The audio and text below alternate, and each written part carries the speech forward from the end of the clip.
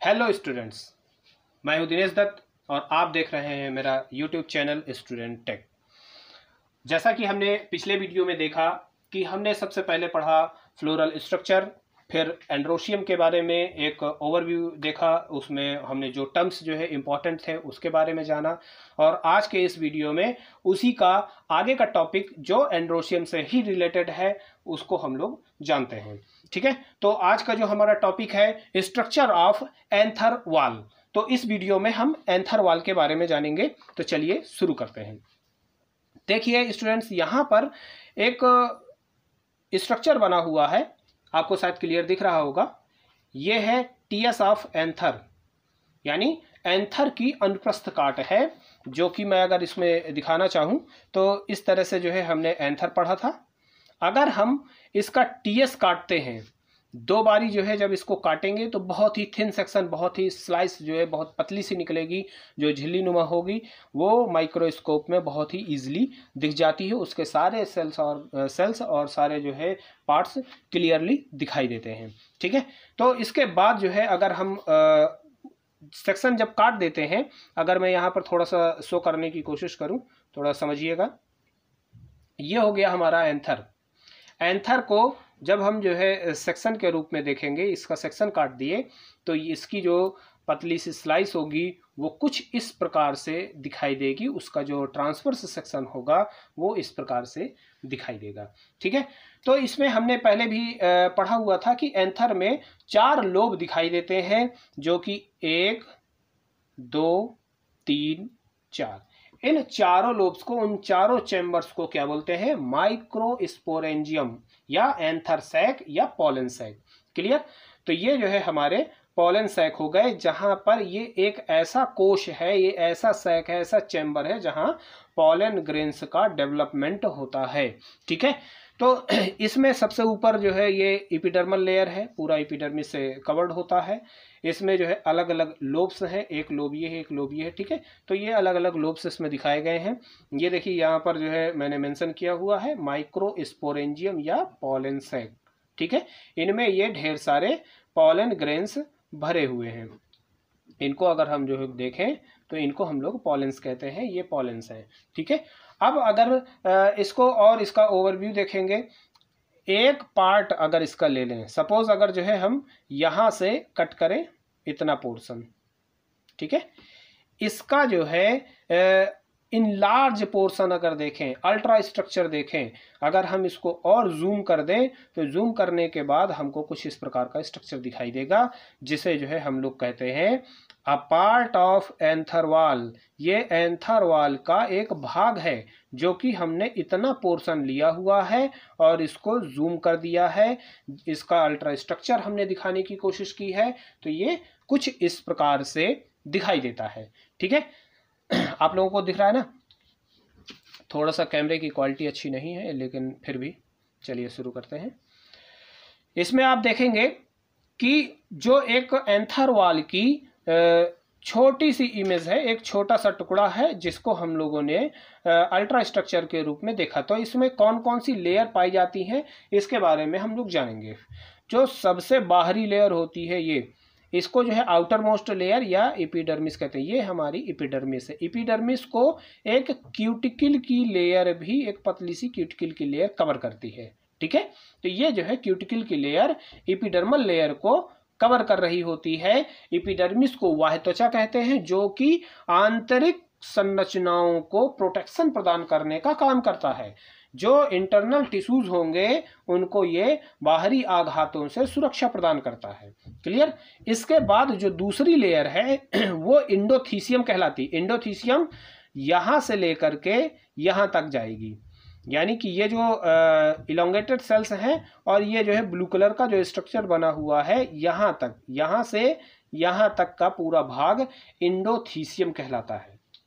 इंडोथीसियम की विशेषता होती है कि इसकी सेल्स लंबी होती हैं, थोड़ा सा ब्रॉड होती हैं, और इसमें एक स्पेशल फीचर होता है, उसको कहते हैं हम लोग फाइबर बैंड, जो कि यू शेप में होता है। फाइबर बैंड्स तो और भी सेल्स में पाई जा सकती हैं, लेकिन इसमें स्पेशल फीचर होता है कि ये जो फाइबर बैंड्स हैं ये यू आकार में दिखाई देती हैं। ठीक है, आप देख लीजिए सारी सेल्स में ये यू शेप में जो स्ट्रक्चर ऑरेंज कलर का दिखाई दे रहा है, ये फाइबर बैंड्स हैं। ठीक है, अब इसके बाद जो नीचे वाला जो पोर्शन है ये जो है कहलाता है टेंजेंशियल वॉल।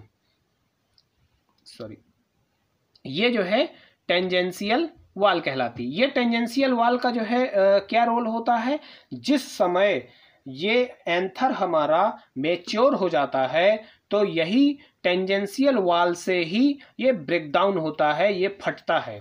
तो जो अब यहाँ पर थोड़ा सा देख लीजिएगा कि जो लोब बने हुए हैं जहाँ पर पॉलन सैक्स बने हैं, यहाँ एक बीच में जो ग्रुप्स दिखाई देते हैं इसको हम लोग स्टोमियम कहते हैं। ये स्टोमियम एक ऐसा भाग है जहाँ से ये एंथर फटता है, यहाँ से डेहिशंस होगा, विस्फुटन होगा, ये फट जाएंगे तो ये जो पॉलन ग्रेन्स हैं ये जो है एक्सपोज हो जाएंगे, ओपन हो जाएंगे और बाहर की ओर निकलना शुरू कर देंगे। तो इसमें जो है हम लोग देखते हैं कि जो टेंजेंशियल वॉल है ये भी विस्फुटन में एंथर वॉल के फटने में सहायता प्रदान करता है। ठीक है, तो टेंजेंशियल वॉल और यू शेप की फाइबर बैंड का पाया जाना पॉलन सैक या फिर जो है एंथर वॉल की विशेषता होती है। ठीक है, कौन से भाग में, इंडोथीसियम में, यानी इंडोथीसियम में ये चीज जरूर पाई जाएगी। ठीक है, अब इसके बाद जो है देखते हैं जो तीसरे नंबर की जो लेयर होती है वो कौन सी होगी, मिडिल लेयर। ये जो मिडिल लेयर होगी ये सिंपल पैरेन्काइमेटा सेल्स की बनी होती है। पैरेन्काइमेटा सेल्स यानी कि ऐसी जो है टिश्यूज या ऐसी कोशिकाएं जो कि सॉफ्ट सेल्स होती हैं, जीवित कोशिकाएं होती हैं और स्टोरेज का काम करती हैं, यानी भोज्य पदार्थों के स्टोरेज का फूड मटेरियल यहाँ पर स्टोर होता है इन सेल्स में, और इनमें 1 से 3 लेयर पाई जाती हैं। ठीक है, या तो सिंगल एक जो है पैरेन्काइमेटस लेयर होगी या तो 3 लेयर्स होंगी, 1 2 3। ठीक है, तो इसमें जो है कंफ्यूजन नहीं होना है। अगर जो है 1 बना दोगे तो ठीक है, 2 बनाओगे तब भी ठीक है, 3 बनाएंगे तब भी ठीक है। ठीक है, अब इसके बाद जो लास्ट वाली लेयर है ये मोस्ट इंपॉर्टेंट लेयर कहलाती है, जिसे हम लोग टैपेटम के नाम से जानते हैं। टैपेटम एक न्यूट्रिटिव लेयर है, एक पोषक परत है जो पोषण प्रदान करने का काम करता है। एग्जाम में ये टैपेटम भी पूछा जाता है, अलग से शॉर्ट नोट आता है, इसलिए थोड़ा सा इसको अच्छे से तैयार कर लीजिएगा। वीडियो को बार बार देख करके इसको जो है रेडी कर लीजिएगा कि क्या चीज़ है, ये स्ट्रक्चर क्या है। ठीक है, तो ये आपको क्लियर समझ आ जाएगा। टैपेटम एक पोषक परत है। पोषक परत मतलब ऐसी परत, ऐसी लेयर जो पोषण प्रदान करने का काम करता है। और भैया पोषण किसको प्रदान करना है, पोषण प्रदान करेगा जो डेवलप हो रहे पॉलन ग्रेन्स हैं या माइक्रोस्पोर्स हैं उनको। ये लेयर इन पॉलन ग्रेन्स को पोषण प्रदान करने का काम करता है। कब, जब ये विकसित हो रहे होते हैं। जब विकास समाप्त हो जाता है तब ये लेयर अपने आप समाप्त हो जाती है, ख़त्म हो जाती है। यानी कि जब एक थाली में खाना रखा हो वो तब तक जो है उस थाली में रहेगा जब तक कि उसको खा नहीं लिया जाएगा, ख़त्म नहीं कर दिया जाएगा। तो वही चीज़ है कि जब ये जो है ख़त्म हो जाएगी तो अपने आप विलुप्त हो जाती है, समाप्त हो जाती है।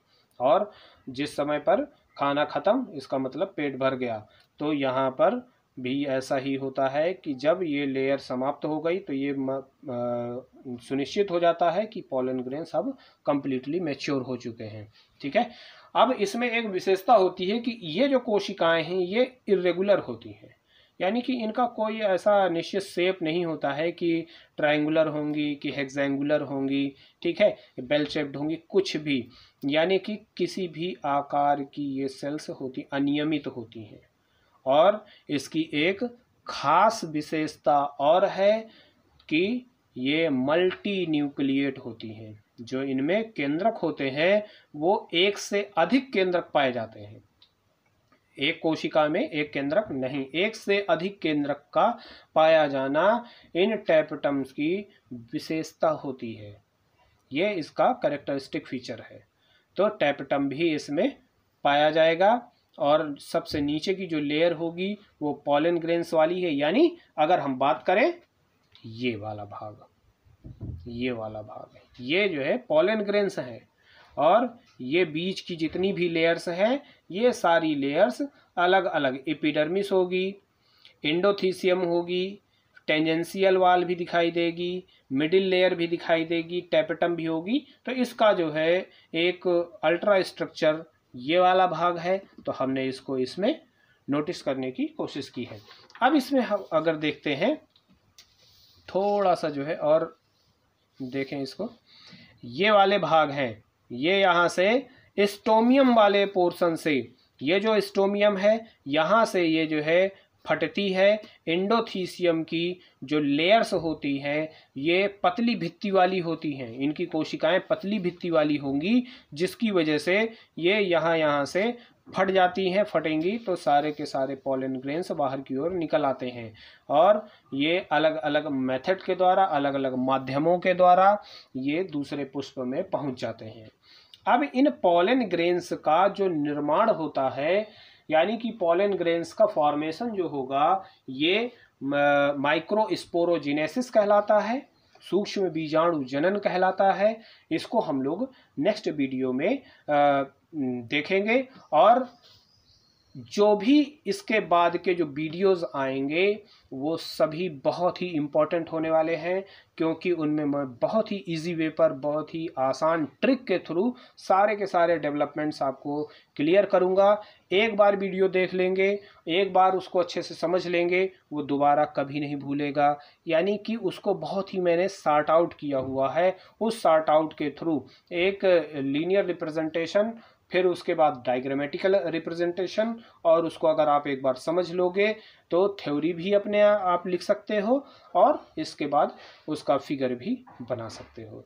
ये जो है आने वाले जो वीडियोस हैं डेवलपमेंट से रिलेटेड, वो बहुत ही इंपॉर्टेंट होंगे और एग्ज़ाम में बहुत बार पूछा जाता है।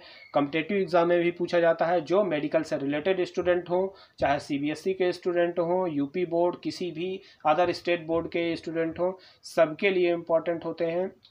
तो ये सारे टॉपिक्स, इन टॉपिक्स से रिलेटेड बहुत क्वेश्चन मेडिकल में कई बार पूछे जाते हैं, और सारे स्टेट एग्ज़ाम में भी, स्टेट बोर्ड के एग्ज़ाम में भी, CBSE बोर्ड के एग्ज़ाम में भी ये सारे क्वेश्चंस, इन टॉपिक्स से रिलेटेड क्वेश्चंस आते हैं। तो इसलिए आप ज़्यादा से ज़्यादा जो है मेरे वीडियोज़ को शेयर करिए, सब्सक्राइब करिए, और वीडियो अगर पसंद आता है तो लाइक ज़रूर कर दिया करिए। थोड़ा सा जो है मोटिवेशन मिलता है, हम लोग थोड़ा और एनर्जी के साथ काम करते हैं। अगर आप लोगों को मेरा वीडियो अच्छा लगता है तो इसको जो है सब्सक्राइब ज़रूर करें, बेल नोटिफिकेशन को ज़रूर ऑन कर दिया करें, ताकि मैं जो भी वीडियो डालूंगा तो उसका नोटिफिकेशन आपको मिल जाएगा। तो बार बार यहाँ वहाँ ढूंढना नहीं पड़ेगा आपको, अपने आप वीडियोज़ आप लोगों तक पहुँच जाया करेंगे। Thank you for watching my video. Thank you so much.